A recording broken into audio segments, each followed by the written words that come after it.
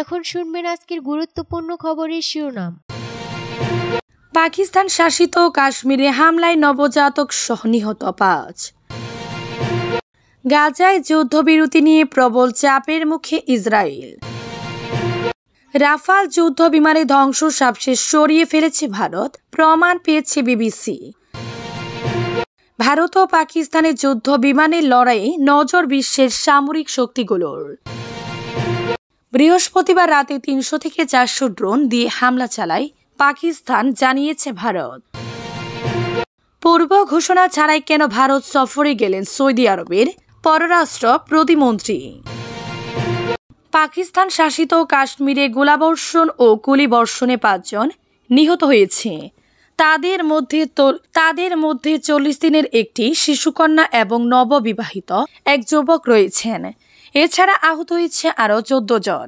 পাকিস্তান ও ভারতের মধ্যে চলমান উত্তেজনার মধ্যে দুই দেশের নিয়ন্ত্রণ রেখা বরাবর গোলাবর্ষণ ও গোলাগুলি অব্যাহত রয়েছে।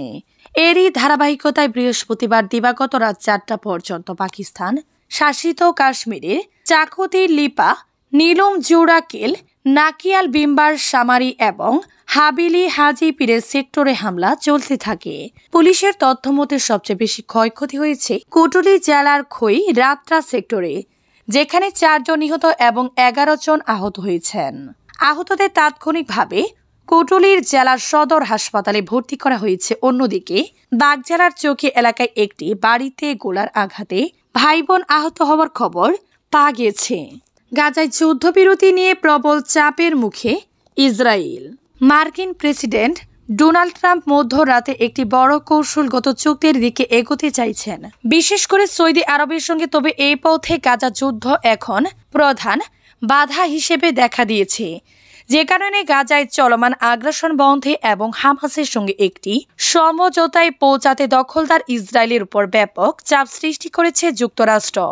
ইসরায়েলি সংবাদপত্র হারেংছে জেরুজালেম পোস্ট, ইসরায়েল হায়ম ও ইরানি গণমাধ্যম প্লেস টিভির প্রতিবেদনে এমন তথ্য উঠে এসেছে। সংবাদ মাধ্যমগুলোর প্রতিবেদন অনুযায়ী হোয়াইট হাউস তেল আবিবকে সতর্ক করে বলেছে, যদি তারা হামাসের সঙ্গে যুদ্ধবিরতির চুক্তিতে সম্মত না হয় তাহলে তাকে একাই পরিণতির মুখোমুখি হতে হবে। মার্কিন প্রেসিডেন্ট ডোনাল্ড ট্রাম্প আগামী সপ্তাহে সৌদি আরব, কাতার এবং সংযুক্ত আরব আমিরাত সফরে যাচ্ছেন। তার এই সফরের প্রাক্কালে গাজায় যুদ্ধবিরতির ইস্যু নিয়ে যুক্তরাষ্ট্রের কূটনৈতিক চাপ আরও বেড়েছে। একজন সিনিয়র মার্কিন কর্মকর্তা ইসরায়েল মন্ত্রিসভাকে হুঁশিয়ারি দিয়ে বলেছেন, যদি তারা যুদ্ধবিরতি ও বন্দি বিনিময় চুক্তির বিরোধিতা অব্যাহত রাখে তাহলে তার জন্য বড় ধরনের মূল্য দিতে হবে। জেরুজালেম পোস্টকে দেওয়া সাক্ষাৎকারে ওই কর্মকর্তা আরও বলেন, যতদিন যুদ্ধ শেষ না হচ্ছে ততদিন শুধু জিম্বিরাই এর মূল্য দিয়ে যাচ্ছে, কিন্তু এখন থেকে ইসরায়েলকেও সেই মূল্য দিতে হবে। পরিচয় প্রকাশ করা ওই মার্কিন কর্মকর্তা আরও জানান, প্রেসিডেন্ট ট্রাম্পের আসন্ন মধ্যপ্রাচ্য সফরে সৌদি আরবের সঙ্গে একটি বৃহত্তর আঞ্চলিক চুক্তি ইসরায়েলকে বাদ দিয়ে করা হতে পারে। রাফাল যুদ্ধ বিমানে ধ্বংস সবশেষ সরিয়ে ফেলেছে ভারত, প্রমাণ পেয়েছে বিবিসি। ভারতের পাঞ্জাবের একটি কৃষি ক্ষেত রাফাল যুদ্ধ বিমানে ধ্বংস সবশেষ ভারতীয় সৈন্যরা সরিয়ে ফেলেছে বলে প্রমাণ পেয়েছে বিবিসি ভেরিফাই। ফ্রান্সের ভাষ্য, এভিয়েশনের তৈরি রাফাল হল ভারতীয় বিমান বাহিনীর সম্ভারের সবচেয়ে আধুনিক ও বিধ্বংসী যুদ্ধ বিমান। বুধবার পাকিস্তানের পক্ষ থেকে দাবি করা হয়, ভারতের সামরিক অভিযানের সময় তারা অন্তত 5টি যুদ্ধ বিমানকে ভূপাতিত করেছে, যার মধ্যে অন্তত 3টি রাফাল আছে বলে জানানো হয়। যদিও সেই দাবির পক্ষে কোনো ছবি বা ভিডিও পেশ করেনি পাকিস্তান। ভারত ও পাকিস্তানের দাবির সততা স্বীকার করেনি, ফলে বিষয়টি নিয়ে অস্পষ্টতা ও সংশয় ছিলই। তবে ব্রিটিশ সংবাদ মাধ্যম বিবিসির তথ্য ও খবর যাচাই করার বিভাগ বিবিসি ভেরিফাই তাদের নিজস্ব অনুসন্ধানে এমন 3টি ভিডিও অথেন্টিকেট করতে পেরেছে বা সত্যতা যাচাই করতে পেরেছে, যাতে ফ্রান্সের নির্মিত রাফাল যুদ্ধ বিমানে ধ্বংস সবশেষ দেখা গেছে, যেগুলো ভারতের বিমান বাহিনী ব্যবহার করে থাকে।